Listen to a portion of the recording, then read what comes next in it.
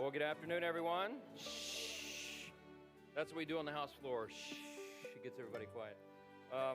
So grateful again to have you all with us. I hope you're enjoying this special event and the extraordinary meal that's still being prepared and presented. So thank you for that.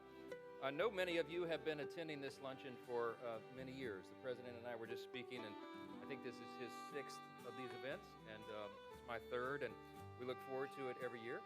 It's a tradition that many of you know began, it's been going for 4 decades because it began back in the Ronald Reagan era.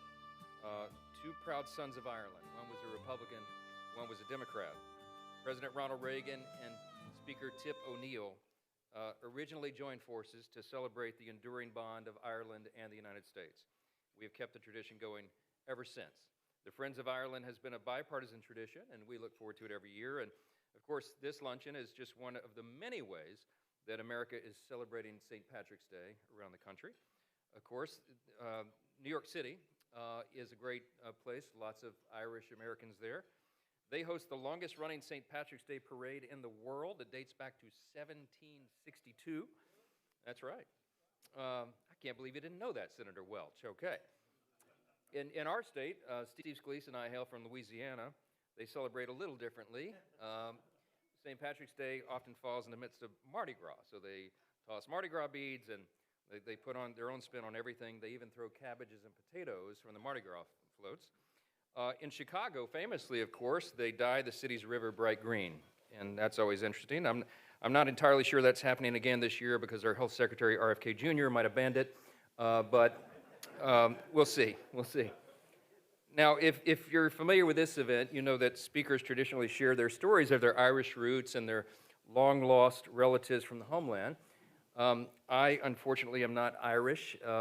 My folks come from, on my mother's side, from Sicily. So Mike Johnson is so boring, you wouldn't know that, but my maternal grandfather was Nunzio Messina, okay? I could have been somebody. I could have been Vinnie Messina. I mean, you know. But anyway, this is my 3rd year hosting, and I've exhausted all my stories, but I do want to say I do have Irish credibility because I married a beautiful Irish woman. Kelly is my wife over here. Kelly, raise your hand.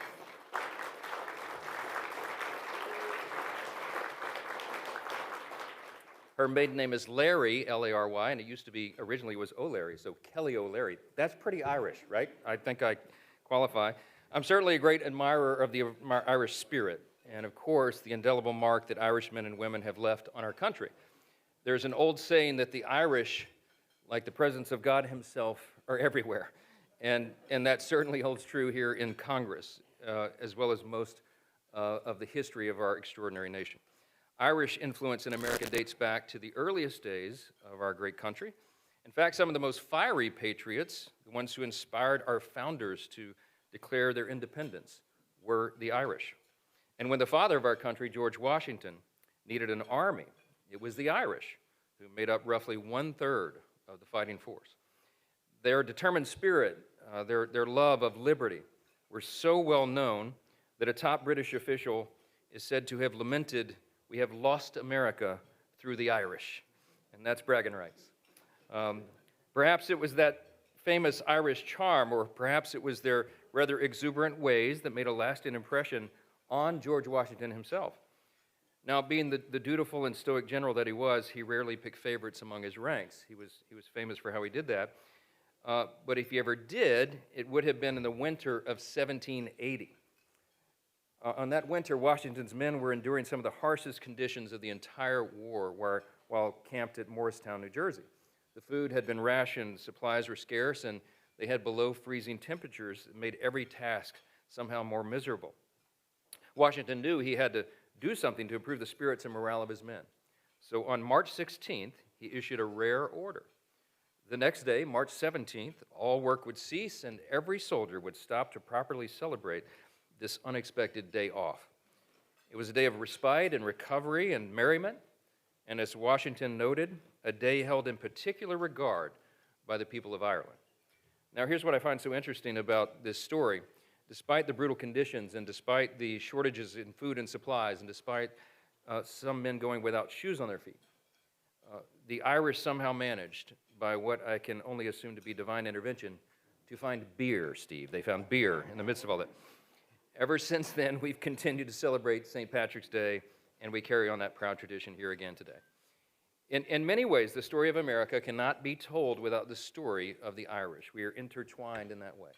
Your love of freedom, your grit and industriousness, and your proud and resilient spirit, all of which have shaped the character of our country through great servants like Kennedy and Reagan and O'Neill and countless others, many of whom have Irish roots, are serving with us still today, many here with us here today.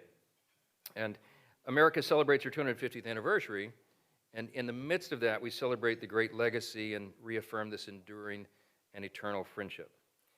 And now, without further ado, it's my honor to introduce our next speaker. It's a man who spent a lifetime working with the Irish, first to build skyscrapers and golf courses, and now trade deals and diplomatic ties. It is my great honor to host him here in the Congress every time he comes down the street. He is our great 45th and 47th president, Donald J. Trump.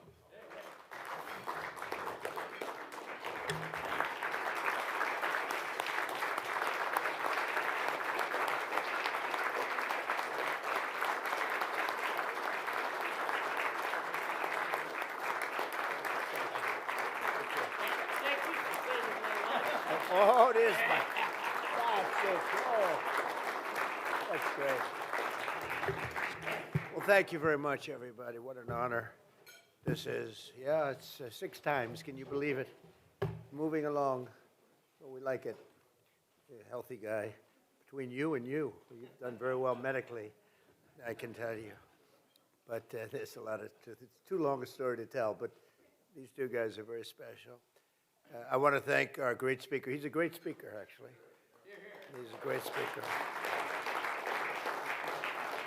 Because when you think of everything that we've passed with a sometimes majority of 1, when we get back to 2, 3, and 4, Mike, we think we have it really made. We lost a couple, and we had a couple of people. They're in heaven now. They're looking, and that didn't help us with the vote, but we're doing all right, and you're getting things done like really nobody. I think there's never been anything like it. So I just want to thank you. You're doing a fantastic job. And I want to thank that beautiful, you're not allowed to say that about women anymore, but I say it anyway. Usually it's the end of your career. You're not allowed to use the word beauty in any form to introduce a woman, but she happens to be beautiful. Kelly, thank you very much. All Irish. I'm in deep trouble. I'm in deep trouble. There'll be headlines when I get out of this room, but I'll stick with it. But and then your family is so incredible too. So thank you very much. And to every friend of Ireland in this room today, I just want to wish you a very happy St. Patrick's Day, special day. It's a very great day. And to Taoiseach, you are a man that I've gotten to know, and you mean business. And he can tell a story like nobody can tell a story. And then he said, how did you speak for almost 2 hours? A couple of weeks ago at a call, I'd called State of the Union. I said, you could do it very easily. I guarantee you that. He could do it. But we've had a really great relationship. And Mary, thank you very much. Terrific. Thank you very much to be with you both. I hope you enjoy your stay. Also with us is House Majority Leader Steve Scalise. Steve, great job. Deputy First Minister of Northern Ireland, and they get along so well. I saw that. You get along very well together. That's the way it's supposed to be, huh? I don't know if I should be promoting merger. I love mergers, but I didn't know. We're going to get in a little trouble. We're going to get in more trouble with that than the beauty. But Emma Little Pengali, thank you very much, Emma. Thank you very much. And the ambassador from the Republic of Ireland, Geraldine Byrne Nason. Geraldine, thank you, Geraldine. Thank you very much. Ambassador from the United Kingdom, Christian Turner. Christian, thank you. Thank you. Thank you, Christian. Thank you very much. And the U.S. Ambassador to Ireland, a great golfer. This guy can play golf. He can play golf. Walshy, right? Can't you, huh? But Trump's not bad. No. He's a great player, and he's having a lot of fun over there. What is that for a guy who loves golf? Is that the best location? Yeah, can you imagine? Ambassador to Ireland? That's got to be the greatest job in the world. Anyway, have a good time. Have a good time. You're doing a good job. As many of you know, this year we're celebrating something that is very special, the glorious 250th anniversary of America's founding. That's a big deal, and I'm very happy to be here. I wasn't supposed to be president right now. I was supposed to be maybe in Ireland taking it easy, or someplace taking it easy. But I'm president now, and I got the Olympics, I have the World Cup, and I have the 250th year, and we all have it together. And I just do want to say that the war is proceeding very, very strongly. We're doing very, very well. Iran, knocking the hell out of them, and you have to do that. We can't let them have a nuclear weapon. They were 2 weeks away, in my opinion, 2 weeks away from having a nuclear weapon.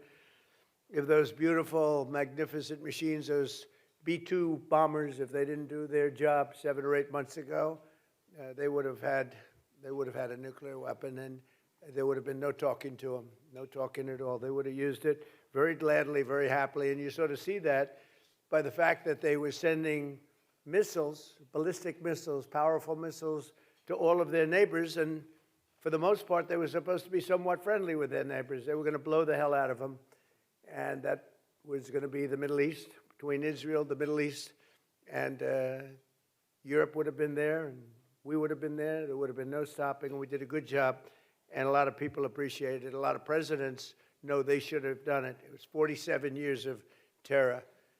Every time you see somebody with no legs, no arms, a face that's been really so badly damaged, so badly hurt, lives destroyed, 95% chance it came right out of Iran.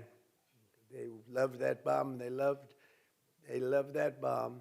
And the father of that was, as you know, Soleimani, General Soleimani. And we got rid of him in my first term. And if we didn't get rid of him, I think it might have been a different story, because he was a bad guy, but he was a brilliant guy if you like to fight dirty. And he fought as dirty as you can. So we've done something that a lot of people said that other people should have done long before I got here.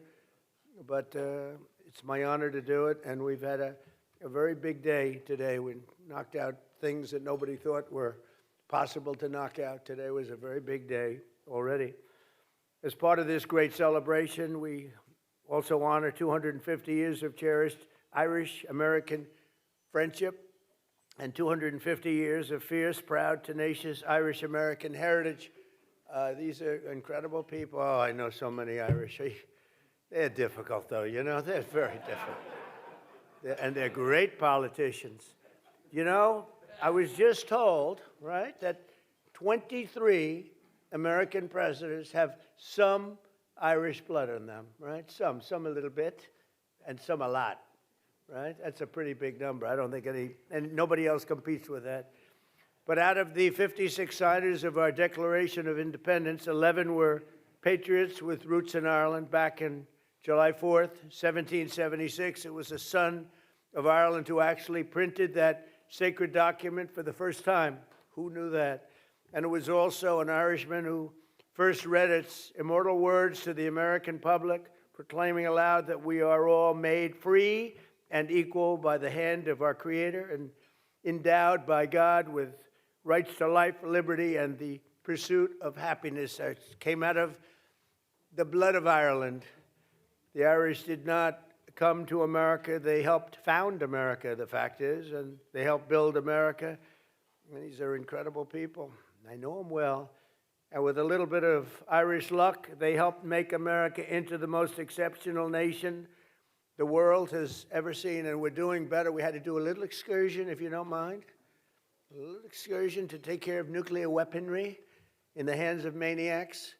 But other than that, in a couple of weeks, and won't be much longer, it's moving along fast. We're way ahead of schedule. Did you know that, Mr. Speaker? I'm trying to save a lot of money by being ahead of schedule. We're way ahead of schedule. Nobody would have thought, a great war historian told me today, nobody would have thought you could do that much damage in that little time, 2 weeks. But we're way ahead. But we had prior to that, and really, I guess you could say after that, but prior to that, and it'll bounce back so fast. The oil prices will drop like a rock, and the economy is so powerful, so strong. And, we hit 50,000 on the Dow. Think of that, 50,000. I was told you'll never hit 50,000, not for the first 3 years. Maybe at the end of the fourth year, you might be able to hit it. We hit it in the first year. And we then hit 7,000 on the S&P, and that was even more of a long shot, Steve. That was a chance that they said you couldn't do that. That was harder than 50 on the Dow. 7,000 on the S&P, we hit that before the end of the first year. And all of those things. And then I said to myself, well, we're doing great. We're doing great. I went to Susie, my beautiful Susie Wiles. There's nobody like Susie. I went to Susie. Right? And everybody's with her, and she's a great woman, really. She's a great woman. But I went to Susie. I always go to Susie. I said, Susie, do you mind if I take a little excursion here? Do you mind if I, we're hitting all these records, right? More people are working in the United States today than ever before. I could name this. I don't want to bore you because this is all about Ireland. This is all about, but you're a big part of it because you're a big part of this country. But I said, do you mind if I take a little excursion, my chief of staff, because I want to do this. I have Marco here. We have a lot of our great people. JD is here. They're all here. And I say, let's do this. We got to do it right. Should have been done by many presidents. Should have been done long before 47 years. It's 40 years of living in terror. They're called the bully of the Middle East, but they're really the bully of the world because they used oil to bribe, right? They used oil to bribe and to, gain power. I don't know what they gained. What did they gain? What the hell? How are they doing? Not so good. They're all gone now. Every one of them, they're all gone. We don't even know our biggest problem, we don't know who to deal with. Over here, I can call the Speaker of the House. He's so powerful.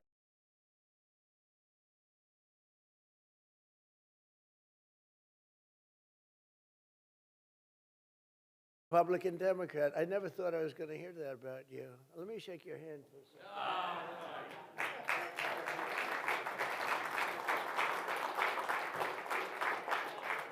When Kelly tells me that, I said, that's the way it used to be. That's the way, not so long ago. And maybe someday that's the way it'll be again. It's really great. But I said, do you mind if I take a little excursion? Because we have to do something. And it'll be a short-term excursion. But we have all these great things going. And we had to, we could have gone up. It was only going in one direction. But I think now it's going to go much higher than it would have gone had we not taken this little journey. And so I appreciate all of the people that have worked with us. That was not an easy decision to make. We have a country that was hotter than any country anywhere in the world and doing great in every way. And I say, we have to put out this cancer. It's a cancer. We had to take that operation, and we did, and it was very successful.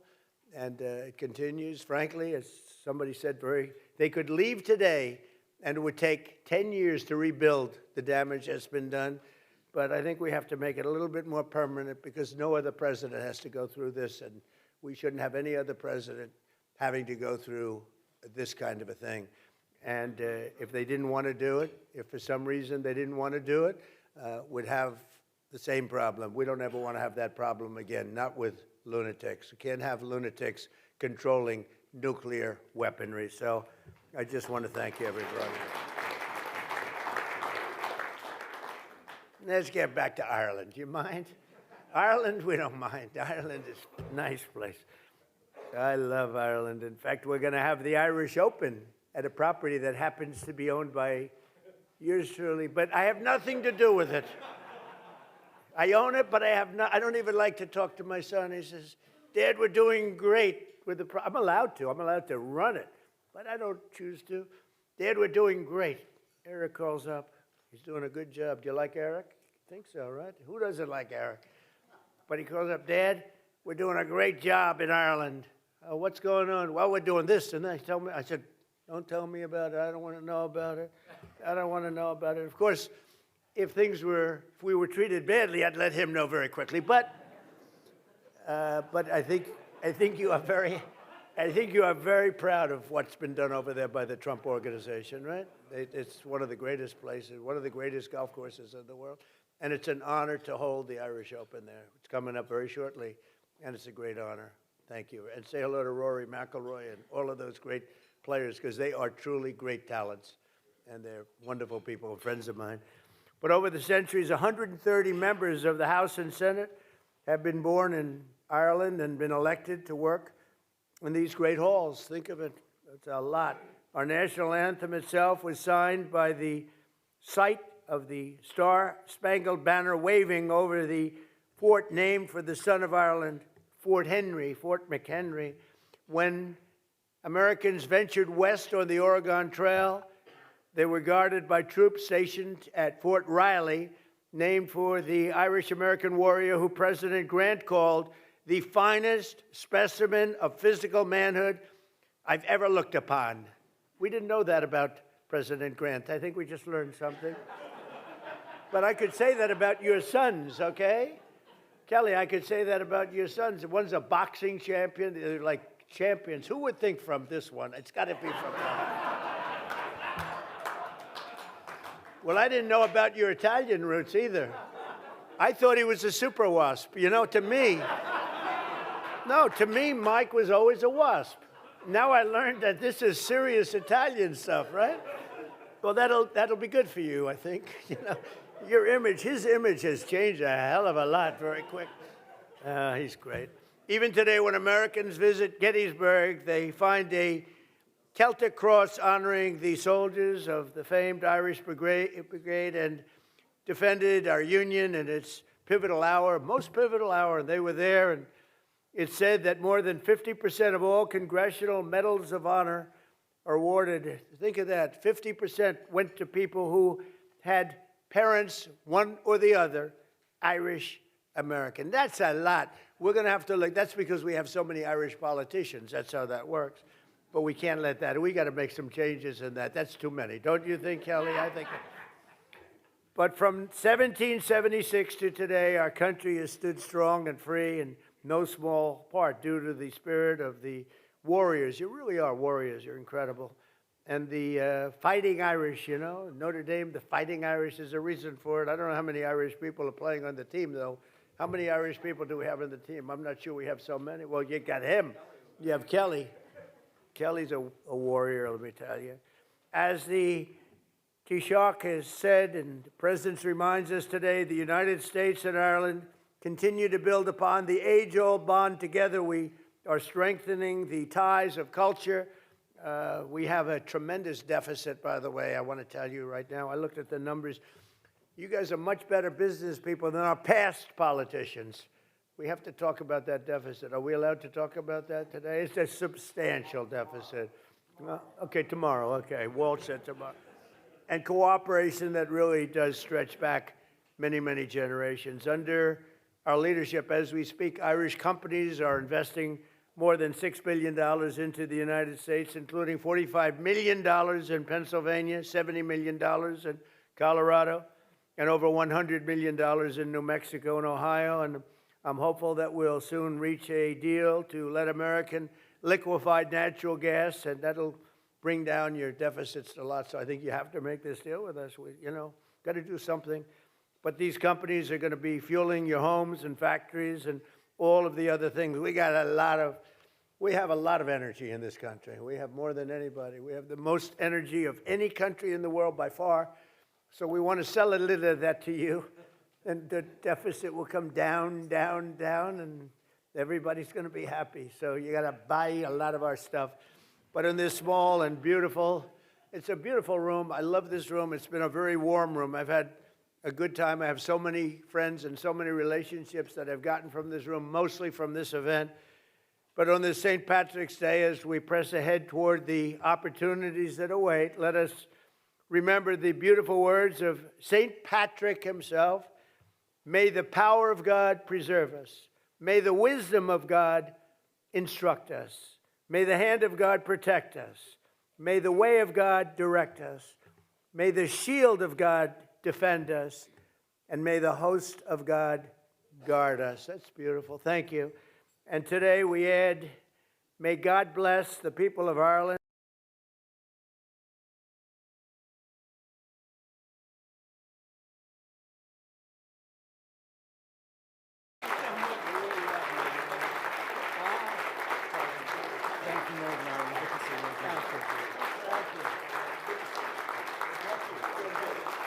Thank you, everybody.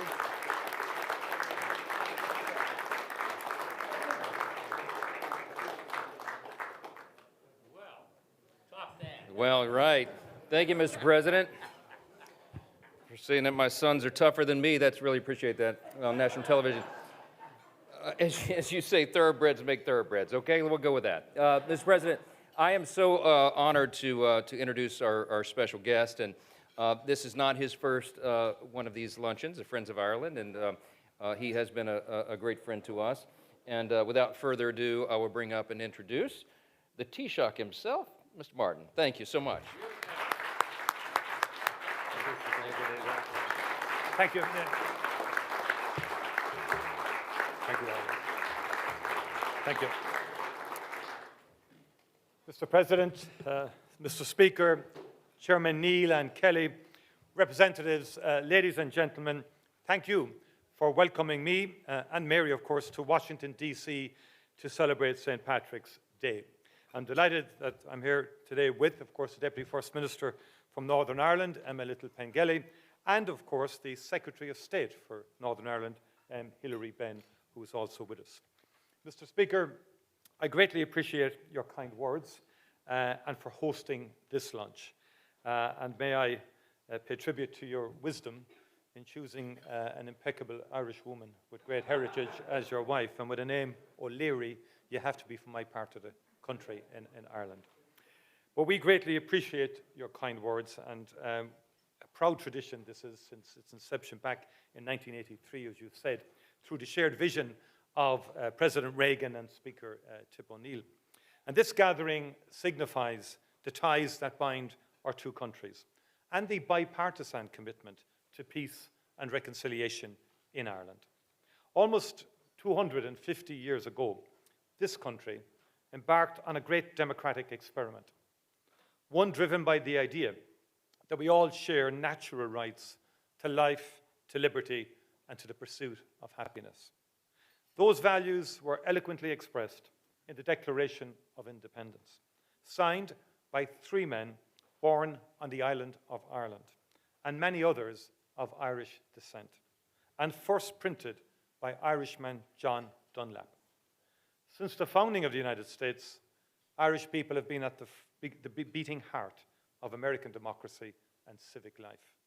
As politicians, faith leaders, police officers, firefighters, nurses, community leaders, and construction workers, Irish people helped to build the American dream with tenacity and with courage. As all of us in this room know, courage comes in many forms. Mr. Speaker, today I am reminded of Margaret O'Herry, a woman born into deep poverty in County Leitrim in 1813, who found a better future in your own state of Louisiana. Through hard work and determination, Margaret overcame tragedy to set up a number of businesses. First a small dairy, and then a bakery, which grew to employ 40 people. She was renowned for her business acumen, her deep faith, and her charity. The orphanages she helped to build across New Orleans remain as her legacy. Margaret's grit and determination, her hard work, entrepreneurship, and innovation, and her dedication to giving back to her community embodies the best of what it is to be Irish here in the United States and at home in Ireland. Margaret O'Herry was an entrepreneur to her bones, but she would marvel at the economic relationship that exists today between Ireland and the United States. Every day across this great United States, more than 200,000 Americans go to work each morning in nearly 800 Irish-owned companies, operating in every sector, in every state, and Ireland is the 5th largest foreign investor in the US. From little acorns, mighty oaks grow. Mr. President, Mr. Speaker, on my journey to Washington this year, I stopped by Philadelphia, the birthplace of the American Revolution and the home of your remarkable Declaration of Independence. Viewing the exhibition at the Museum of the American Revolution, I was struck by how those who signed the Declaration knew that the profound and serious step they were taking would change not just this part of the world, but the course of human history. Nothing would ever be the same again. As Thomas Jefferson himself declared, "May our Declaration of Independence be to the world what I believe it will be, to some parts sooner, to others later, but finally to all, the signal of arousing men to burst the chains and to assume the blessings and security of self-government. All eyes are opened, are opening to the rights of man." The American Revolution gave hope and example to all who yearned to be free, including in Ireland. That the great republic launched in 1776 exists today owes much to the vision and wisdom of its founding figures, but it also owes its enduring strength to all those who have played their part in sustaining it, including in those who have served in this august building. Mr. Speaker, Congress continues to play its vital part in the story of American democracy under your leadership, Mr. Speaker. Congress has also brought people together across the aisles to play a pivotal role in achieving and securing a lasting peace on the island of Ireland. I pay tribute to the generations of people who have served here and who believed in and invested in this peace. We will never forget them. We will always remember that in our darkest and bleakest hours, they kept the faith.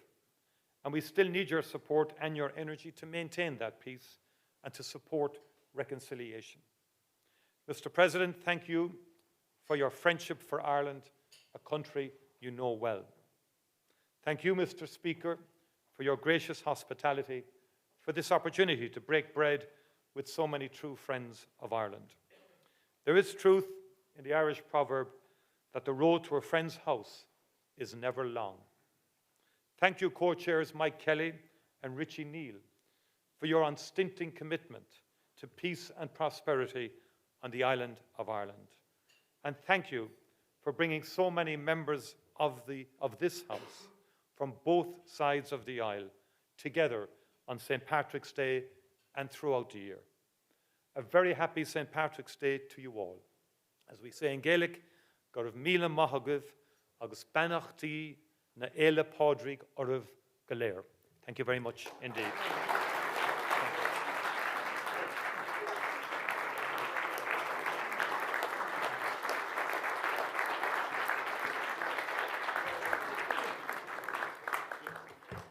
Thank you so much, Taoiseach. And Mr. President, again, I told him he had an hour and 47 minutes, Senator Welch, because that's how long the State of the Union was, and he was much shorter, so thank you for that. It is a short road to the People's House, and we're glad to have you again. Now, my friends, I get to introduce two musical acts for us today. We're very excited about this. We're blessed to have twice the entertainment today. So the first is a musical very much in the spirit of this historic year for us, the American 250th anniversary, Where Eagles Fly tells the story of one Irish family's difficult journey across the Atlantic here to America. It is a journey of hope, resilience, and faith as they sought to build a new life in this grand new land. And please give a very warm welcome to the performers of Where Eagles Fly. Thank you.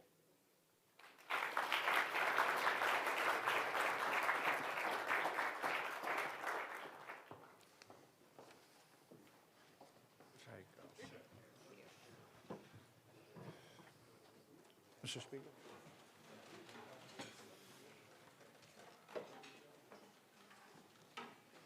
Firstly, Mr. Speaker, thank you very much for your kind invitation to perform at this very prestigious lunch. And good afternoon, Mr. President, Taoiseach, and very distinguished guests. My name's Trevor Marshall, and I'm very proud and delighted to be here today. I'm the executive producer of this new musical called Where Eagles Fly, and it celebrates the contribution the Scots-Irish made to the history of the land of the free. Many other nationalities have also played a significant part in the creation of this great nation, but today, on St. Patrick's Day, It's all about the Irish. Yeah. And their story is remarkable. This year you celebrate 250 years. You don't make it easy. The semi-quincentennial, got it, I think, since the adoption of the Declaration of Independence. Many do not realise the impact the Scots-Irish have had in building this great country. The musical is intended to tell their story in a most amazing way. I'm a direct descendant of the leader of one of the first expeditions to America. The Reverend Robert Blair set off with 140 Presbyterians in the year 1636, 400 years ago almost. They left a little town called Grunsport near Belfast, and fleeing persecution, seeking freedom to live and worship according to their consciences in the New World. His story inspired this musical. The Scots-Irish are the bedrock of the United States. Their deeds have shaped the nation from the Declaration of Independence to the moon landings and beyond. They've provided leadership out of all proportion to their members, whether it's politicians, soldiers, business people, inventors, or clergy. And 19 out of 47 presidents claim Scots-Irish roots. May surprise some to learn that the early Presbyterian settlers were responsible for soldiers such as Davy Crockett, performers such as Dolly Parton, business leaders such as Thomas Milne, and of course, many, many presidents, including Andrew Jackson. Now, Andrew Jackson has for a long time been regarded by many as the greatest president in American history. Many now think he's about to be trumped. I think so. Thank you.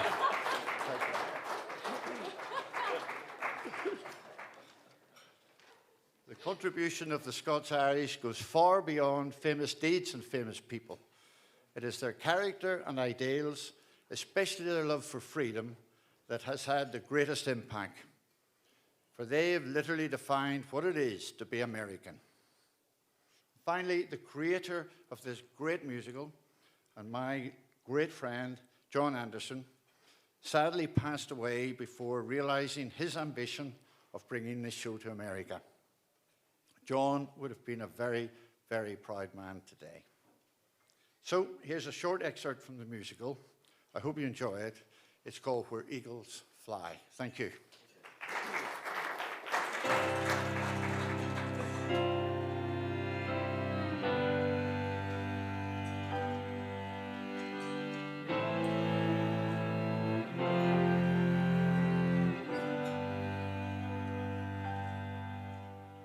Let your thoughts fly. Let your heart soar higher and higher while eagles fly, until at last in the silence you find peace and you know who you